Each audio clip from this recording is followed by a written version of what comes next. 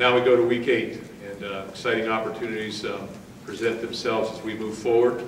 Be a great challenge this week against Northwestern. They're an extremely well-coached football team. I think they have great concepts. They're a very well-conditioned football team when you look at them, and they play to win. Their players are extremely competitive. I think Pat Fitzgerald's done an outstanding job there. They're a 5-1 football team. They're a football team that returns quite a few players, but you know, an Outback Bowl victory over Auburn from the SEC. A 5-1 football team that lost a very, very close game to Purdue a couple weeks ago.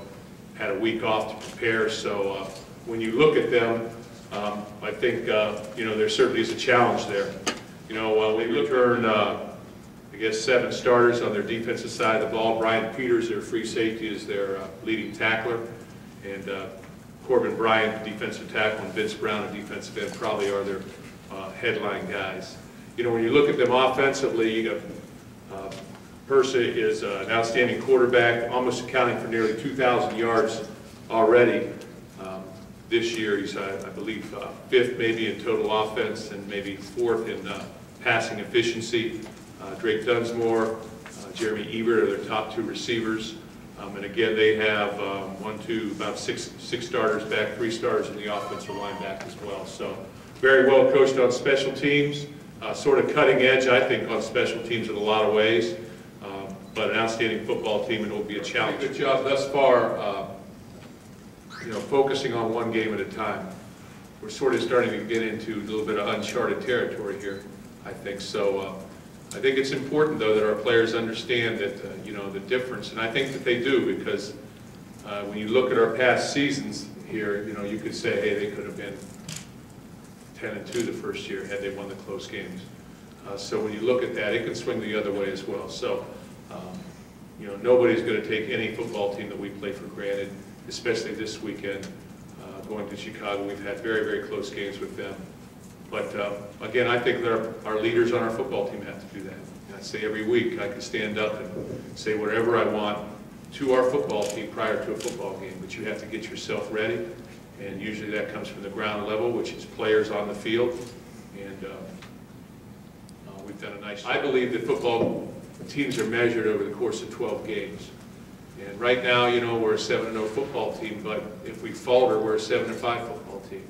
So I think what you have to do is keep things in perspective, not get too elated, too dejected as you move through the process here. And you know, you really have to restack the deck every time that you get ready to play a football game, especially in this conference, because in this conference, you're going to play a pretty good football team. I've always thought since coming here that there's a lot of history here, there's a lot of tradition here, and I've always pointed to that tradition to our players and tried to make that type of analogy, equating what true success. Coming off that field on Saturday when we went to 7-0, John Stepek is walking off the field telling me, Coach, this is not going to happen again. He was not elated about the win.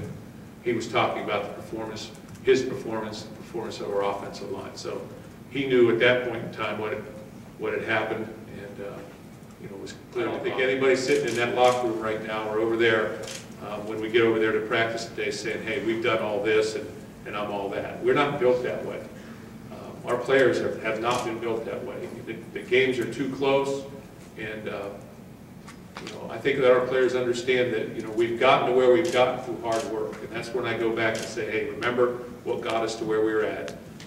So let's not get too big ahead and think we're all that. You know, we are recruiting classes. The last 2 years, outstanding recruiting classes in the top 25. And again, I think when you get in the top 25, I don't know how they really rate them, but you've got a shot to have good players on your football team. So we're developing depth, and those young players are starting to play. We're shaping up again this year to have another great recruiting class, it looks like, on paper.